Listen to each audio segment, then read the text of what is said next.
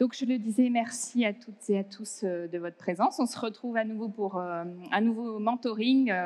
On est tous très heureux de vous retrouver. On a eu l'occasion d'échanger donc avec Elina précédemment sur Paris Retail Week Connect. Si vous voulez en savoir plus sur Elina, sur notamment la stratégie de Blablacar. Aujourd'hui, Elina, donc tu es, je viens de le dire, mentor et tu représentes la problématique data. Et tu as invité quelqu'un à tes côtés que tu as choisi notamment pour parler d'un sujet, c'est comment construire une stratégie d'expérience client avec la data de la relation client. Et donc, c'est Geoffrey qui est à tes côtés. Donc, bonjour à tous les deux. Bonjour à tous. Bonjour Claire. Alors, j'aimerais en savoir plus, Elina, sur, je le disais, sur Blablacar et notamment sur le périmètre de tes missions. D'accord. Alors, mon poste actuel chez Blablacar s'appelle VP Customer Relations.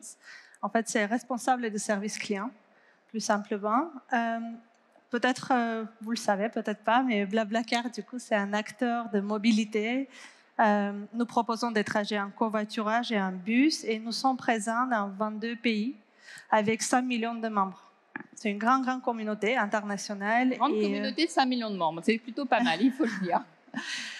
Et du coup, le rôle de notre équipe, d'équipe relations communauté client, c'est de proposer le meilleur service client possible pour cette communauté de 5 millions utilisateurs dans tous les pays du coup, où Blablacar est présent pour tout type de produits qu'on propose. Mon périmètre, du coup, je suis depuis 2016 chez Blablacar. Depuis le premier jour où j'étais project manager jusqu'à aujourd'hui que je suis VP, mon rôle principal, c'est vraiment faire en sorte que mon équipe a tous les moyens pour notamment donner ce service, proposer ce service excellent à nos utilisateurs. Et la data est quelque chose, un moyen très important que j'utilise dans mon quotidien. On va le voir un peu plus tard, Elina. Et Geoffrey, pour ceux qui ne connaîtraient pas Jaffi ou qui n'auraient pas d'animal de compagnie, est-ce que vous pouvez nous en dire plus sur cette marque et puis aussi le périmètre de vos missions? Oui, bien sûr. Donc, Jaffi, c'est une entreprise qui propose une alimentation saine pour chats et chiens en se basant sur un algorithme qui va identifier les besoins de chaque animal, notamment sur son poids, sa race, son âge et son activité physique. Et c'est ensuite livré tous les mois directement à nos clients, donc sous forme d'un abonnement. Et mon périmètre donc, touche à la fois la relation client et la rétention client. Donc, mon rôle consiste notamment à rapprocher l'univers de la relation client avec le cœur du business pour aller chercher des stratégies de rétention client, justement. D'accord, donc je le disais à l'instant, hein, le thème de ce mentoring, c'est comment construire une stratégie d'expérience client avec la data de la relation client. Pourquoi est-ce que vous avez souhaité aborder ce sujet hein, qui est finalement autour de l'intuition? Tout simplement puisque la relation client aujourd'hui, elle offre une source de data qui est presque inépuisable. Elle permet aussi justement d'éviter l'intuition en se basant sur les feedbacks clients. Donc c'est aujourd'hui un outil assez puissant pour accompagner une stratégie d'expérience client dans un business. Notamment avec les derniers mois, on a vu une explosion du nombre d'assistants virtuels où je pense qu'ils n'étaient pas forcément backupés par de la data ou pas forcément monitorés comme il aurait fallu. Donc aujourd'hui, on peut se baser sur la data du service client pour mieux programmer, mieux développer ces stratégies d'expérience client et le faire en évitant un maximum l'intuition personnelle. D'accord, Elina? Moi, je ne suis pas contre l'intuition parce que pour moi, l'intuition professionnelle, c'est vraiment notre expérience. D'accord. Mais malheureusement, on ne peut pas tout savoir, on ne peut pas tout expérimenter nous-mêmes. Notamment, je vois ça dans notre contexte international. On est une entreprise française qui propose du covoiturage en Russie, au Brésil. Comment savoir qu'est-ce qu'ils veulent les utilisateurs là-bas? Pour nous, data, c'est vraiment un très bon moyen pour redescendre sur Terre, pour revenir et pour vraiment backuper nos opinions, nos convictions par rapport à tel et tel sujet. C'est aussi un très, très bon moyen pour nous de distinguer ce qui est cœur de notre produit, quelque chose qui est universel, une proposition universelle pour tous les pays, pour tout type de segment, vraiment le cœur, pour se concentrer là-dessus, et aussi distinguer les spécificités géographiques, démographiques, etc., pour après proposer peut-être des outils marketing, service client ou d'autres autour de ces spécificités qui ne sont pas forcément le corps. C'est vrai, Lina, tu m'en parlais précédemment, pendant la crise de la Covid, finalement, en fonction des pays, les réactions n'étaient pas les mêmes, les usages n'étaient pas les mêmes du tout. Tu avais certains pays qui étaient complètement fermés, d'autres où finalement le covoiturage explosait. Oui, Ça, c'est vrai. Et en plus de ça, le timing n'est pas le même. Dans certains pays, la deuxième vague était un peu plus tôt, ou la troisième vague était un peu plus tard. Et du coup, pour nous, c'était très important de monitorer tous ces effets, mais aussi de vraiment distinguer ce qui est lié à la situation, lié à l'événement, lié à cette géographie, versus ce qui est vraiment universel et peut-être un souci profond de notre service ou qu'on pourrait proposer ou améliorer. C'est ça, cette distinction qui est très importante avec data, parce qu'au final, si on se appuie pas sur ces données quantitatives, on va vraiment avoir une bataille d'opinion et d'intuition. Mais il y a beaucoup de gens avec beaucoup d'expérience, avec beaucoup d'opinions. Et c'est plus facile de faire des décisions informées en utilisant des data. D'accord, très intéressant ce point de vue. Alors j'aimerais savoir quelles data finalement vous utilisez pour mesurer cette expérience client aujourd'hui et pourquoi surtout? Alors, énormément la classification du flux entrant, donc c'est-à-dire identifier chaque motif de contact dans la relation client, justement. Ça nous permet de prendre la température sur les besoins des clients, sur d'éventuels points de friction. Aujourd'hui, on peut imaginer un certain nombre de nouveaux KPIs autour de la relation client, notamment les taux de contact pré-commande, post-commande. Ça nous permet de voir où est la friction client aujourd'hui et d'appliquer des stratégies d'expérience client dédiées à ces différentes frictions. Donc, pour moi, la principale source, ça va être la relation client. Ensuite, le NPS, donc c'est aujourd'hui un outil qu'on a dans quasiment toutes les entreprises. Le Net Promoter Score. Le Net Promoter Score, effectivement, donc qui permet d'identifier justement où se situent les frictions clients. C'est pas forcément quelque chose qui est très exploité d'un point de vue verbatim par un certain nombre d'entreprises, alors qu'aujourd'hui, ces verbatim sont une source presque illimitée de data, encore une fois, notamment sur les passifs, donc c'est-à-dire les clients qui sont pas forcément convaincus du produit, mais pas non plus forcément détracteurs du produit. On peut aujourd'hui, via ces feedbacks de clients passifs, mettre en place de nouvelles stratégies d'expérience client qui viendraient les réassurer et donc augmenter la fidélisation.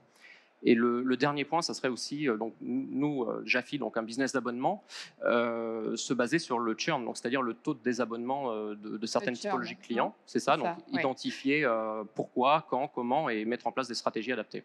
D'accord, 2 points intéressants. Elina? Ouais, c'est difficile à compléter, c'est assez complet. C'est très complet. Non, c'est assez similaire ce qu'on fait. Déjà, il y a beaucoup de choses qu'on peut mesurer. Aujourd'hui, avec le web, on a vraiment une source de data infinie. Mais c'est savoir comment s'y prendre finalement. Exactement. Et pour moi, en fait, c'est très important. La simplicité est importante pour qu'on comprenne qu'est-ce qu'on fait. Du coup, nous, on s'est concentré sur 3 KPI majeurs. Première, c'est très similaire sur l'activité. On compare l'activité de service client avec l'activité business, c'est-à-dire quel est le pourcentage de contacts de notre totalité de ventes. Ça nous permet déjà de pallier à cet effet saisonnalité où on peut avoir beaucoup de contacts, mais parce qu'on a beaucoup de ventes, par exemple, mais aussi de regarder l'évolution et voir si certains événements ne font pas un pic de contacts. Ça, c'est très important. Deuxième, NPS, aussi CSAT, qu'on appelle la satisfaction client. CSAT, c'est Client Satisfaction Score. C'est un autre type de questionnaire, mais on le complémente avec NPS. Oui. Et le troisième, c'est aussi, côté service client, on essaie de mesurer notre efficacité à résoudre des problèmes. Du coup, on mesure le temps de réponse. D'accord. Ok, donc c'est noté pour ces nombreux KPI. Et comment est-ce que finalement vous créez de nouvelles sources de data, puisqu'il faut aussi pouvoir aller plus loin, penser à de nouvelles sources pour avancer? Alors, une stratégie qu'on applique, nous, chez Jafi, ça va être la segmentation de la donnée, justement. Par exemple, sur le taux de CSAT, qui est effectivement un KPI très intéressant en relation client, l'idée est de le segmenter et essayer de voir sur quel motif de contact on a des incidents de CSAT et qui nous permettent ensuite donc, d'identifier cette friction et d'y répondre avec une nouvelle stratégie d'expérience client. On peut, encore une fois, donc, segmenter aussi le taux de désabonnement, donc le fameux churn. On peut le segmenter par typologie de client, peut-être par nous en race d'animal ou même par recette. Donc ça nous permet aussi de retravailler les produits. On peut aussi imaginer donc la segmentation encore une fois du NPS qui est très importante avec le taux de passif encore une fois qui offre une belle source de data en continu. Et pour toi, Elina? Ouais. Alors pour moi, encore une fois, trop de data tue la data. Du coup, j'essaie vraiment de concentrer et focuser sur la data actionnable. Pour moi, le plus important, c'est pas trouver une nouvelle source, mais c'est vraiment se poser la question, pourquoi je regarde cette data? En fait, l'objectif, tout commence par un objectif. Qu'est-ce que j'essaie de résoudre? Quel problème? Est-ce que c'est augmenter nos ventes? Est-ce que c'est réduire les coûts? Est-ce que c'est entrer à un nouveau marché, etc. Une fois qu'on a identifié à peu près ces objectifs, exactement les objectifs, la deuxième étape va être OK, comment on peut mesurer ces objectifs pour comprendre en fait où on en est et comment en améliorer. Et uniquement en répondant à ces deux questions, on peut se dire quel type de data et quelle nouvelle source ou source existante peut nous aider à atteindre ces objectifs. Pour moi, c'est très important que la data soit actionnable, c'est-à-dire qu'elle vraiment nous aide à prendre une décision informée. Par exemple, si on prend la segmentation client, on veut augmenter nos ventes, du coup, on va analyser quel segment client propose plus d'opportunités à augmenter les ventes et on va le faire. Ça, c'est la décision informée. Et deuxième, c'est vraiment nous aider à prendre une action. Par exemple, on fait un projet déjà en cours, on va mesurer les taux de contact, les types de contacts par rapport à ce projet, pas en général, mais vraiment par rapport à cette action. Et on va adapter du coup notre projet, notre plan d'action en fonction de feedback qu'on reçoit. Moi, cette contextualisation et actionnabilité est très importante. Je vois Geoffrey acquiescer. Ah oui, non, c'est exactement ça. C'est la data actionnable, effectivement, et ça peut être un sacré allié pour le business, effectivement. Très bien. Alors maintenant, j'aimerais qu'on rentre un peu plus dans le détail et que vous nous parliez tous les deux de projets très concrets. Pourquoi pas d'un projet que vous avez mis en place au sein de votre entreprise pour que le public puisse imaginer un peu justement la mise en place de cette analyse de la data. Alors pour nous, ça a été l'humanisation du marketing relationnel. En essayant aussi de le rendre proactif. Donc, on a identifié via la data justement l'ensemble des clients qui pouvaient éventuellement se désabonner dans les mois ou les semaines à venir. Avec la data historique, on arrivait presque comme un algorithme à les détecter en amont.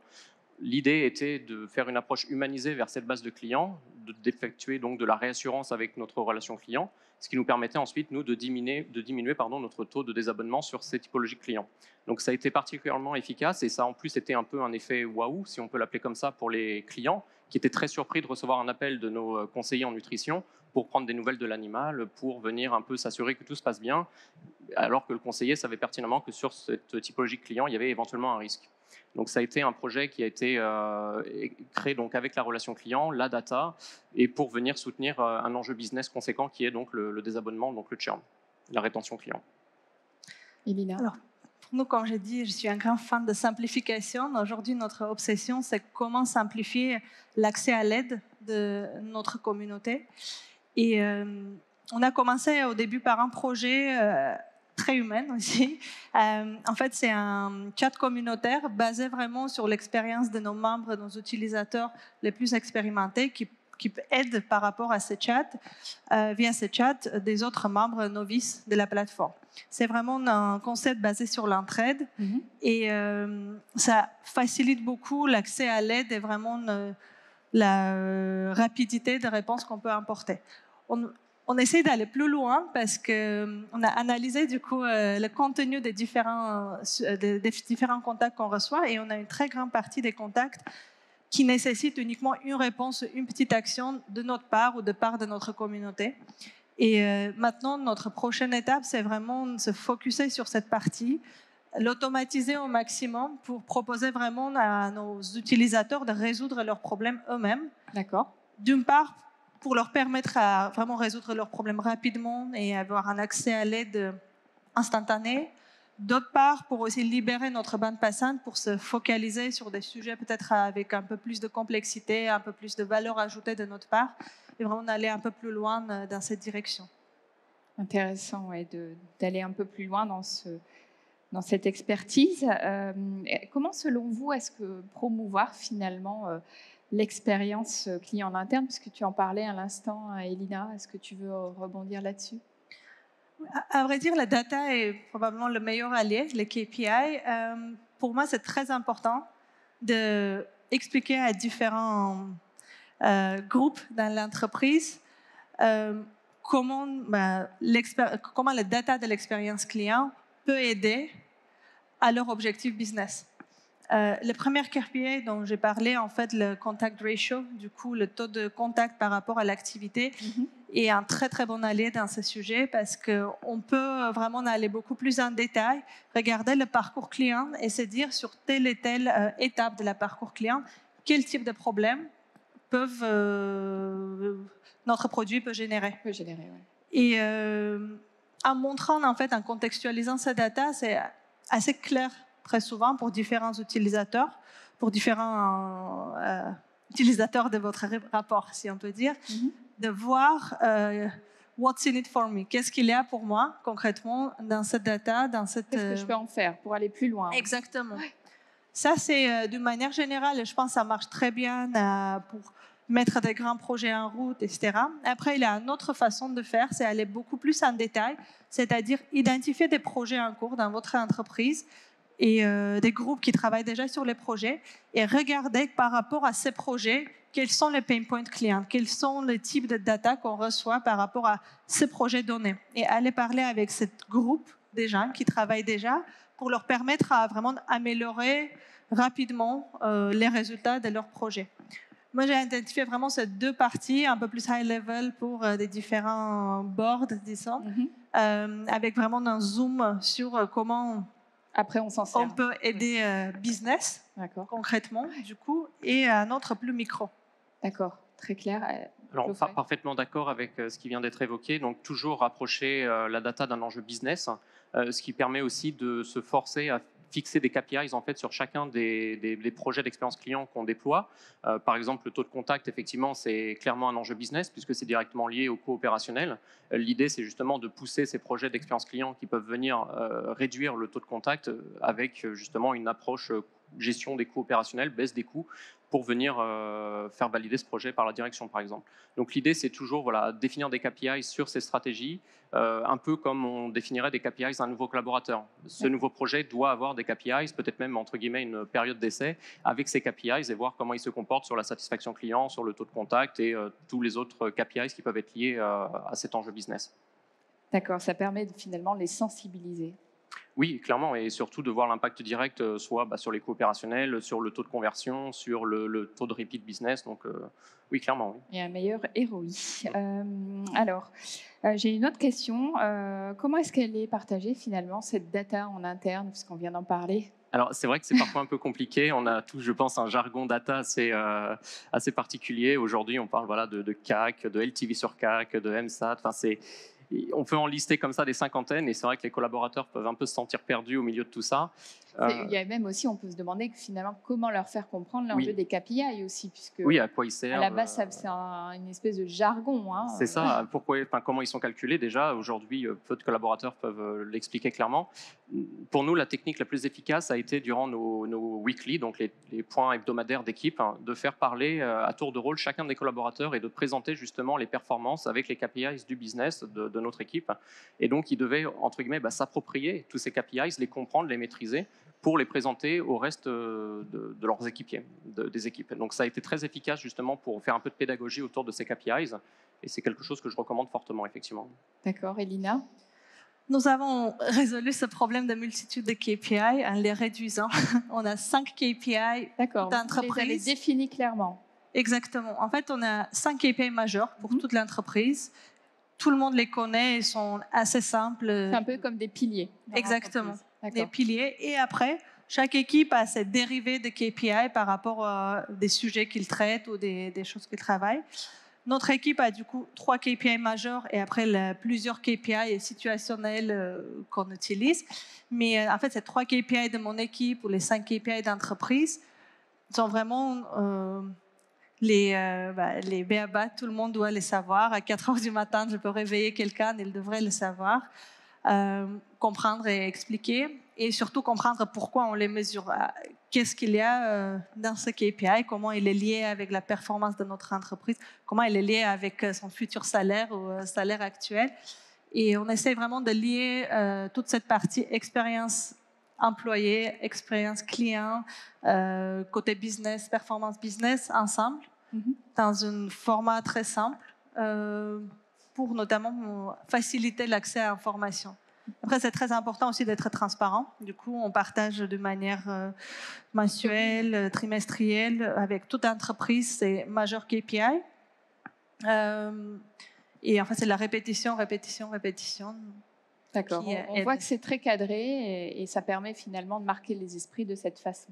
Exactement. Alors, j'ai une dernière question. Est-ce que finalement, la création, cette création de data, est-ce que ça ne fait pas un peu peur quelque part aux collaborateurs ? Alors, sur la relation client, éventuellement, dans le sens où plus on met de KPIs, plus on observe du coup ce qui se passe d'un point de vue opérationnel. Je pense par exemple aux KPIs de DNT, donc la durée moyenne de traitement. Ça, c'est un KPI qui peut faire peur à nos collaborateurs, parce que ça veut dire qu'on va être, entre guillemets, derrière leur dos pour regarder un peu les niveaux de productivité.